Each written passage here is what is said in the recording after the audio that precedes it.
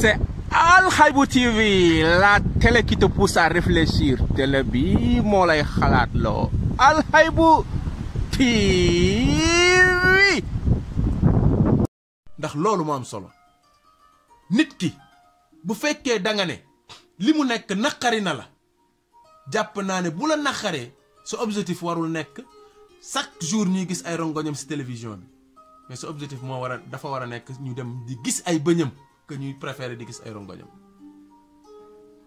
yi ñu tudde ay ndimbal figuré que suñuy kanam ba ñu gëm ne ndimbal la te nekkul sax ndimbal mbugal la ndimbal loo xam ne dañ lay déshonoré summi sa tubéy summi sa mbubb wàcce sa mbaxana summi say dàll ne jëlal say loxo nga taf ko sa kanam pour ñu bañ ko gis bu ñu tolloo foofu y'a problème déclaration bi ñu def yépp jëme ko ci loolu mais bu ñu ko calculer tey bu fekkee am na 1000 positifs am na 5000 yoo xam ne ils sont pas positifs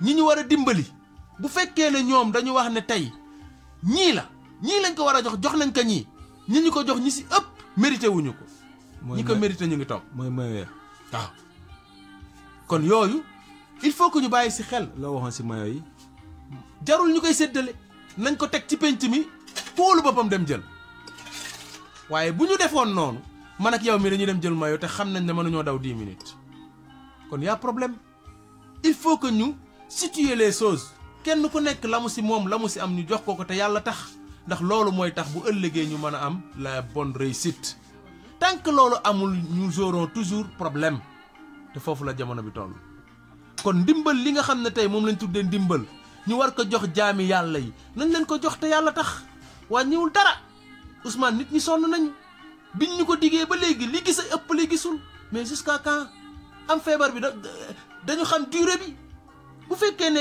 dimbal li pour durée pour maladie bi la au moment du Covid-19 bii moo tax ñu war a dimbali askan wi mais nañu génne dimbali willaay war a suuli ñu jox ko ñu ko war a jox ndax dina toll ji foo xam ne koo ko jox sax dootu ko bëgg ndax dafay dégoûté wu ci loolu. kon ndax sa xel tey day dem ci Gelwaar ak ki nga xamante ne moom. bu baax Ousmane œuvre du dee. ñoom li ñu def œuvre la œuvre du dee lépp dina dee ba mu des œuvre te Gelwaar ce qu'il a écrit loolu œuvre la.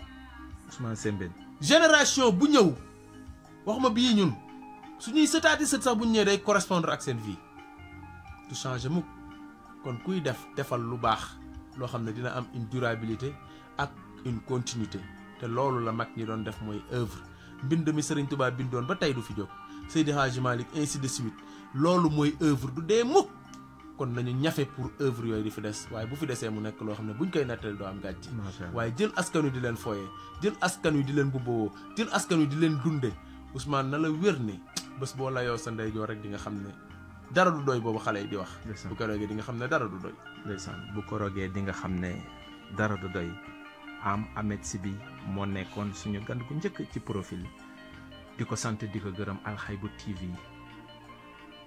kontaan na ci yow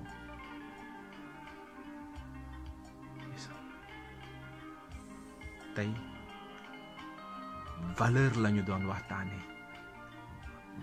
lañu doon waxtaane te jëmm ji gis ci moom valeur ni ngeen ko gisee nii noonu la mel ñeent fukki at ñi ngi ànd loo ko gën a bëgg lu nekk mu bàyyi ko ak yow buy ànd ak yow ba nga am ay milliards mu rocc ko wéy ci la mu nekkoon ci exemple li gaa yi naan ki am ab caq du xeexax ki amut ab caq da koy buddi rek dog bu la dara tax a changé bu la dara soppi melal ni nga meloon roy waay nga ci askan bi kilifa nga ci dëkk bi li nga fi liggéey rek lan la fiy bàyyil te say doom moom la ñuy donnaat bu boobaawee jërëjëf yaa sa soxna Salimata Mbaye ak sa ñaari bant yi ñu xeeb ko lool nga xeeb ko lool waaye nag nga jaboote àdduna ndax kat li nga yor ci ak njaboot président Macky Sall sax yoru ko Abdoulaye Diouf Sarr sax yoru ko te nag yaa ngi dem ak sa ngor ànd ak sa soxna yaa ngi yor say valeur continuer ak moom. waaw Sali soxna si nag ndeysaan teraanga baa ngi nii mooy màdd ji. waaw gërëm na la moom yàgg ndeysaan na si. màdd ji nag sama goro moo koy sa defar la gërëm ba ñuy jox. waaw barke Baye Assi. sama goro moo koy defar nag ndeysaan mu nekk màdd ji yàq na émission bi. màdd ji extraordinaire ah. waaw macha allah. waaw ñu ngi nii màdd ji doy waar. voilà.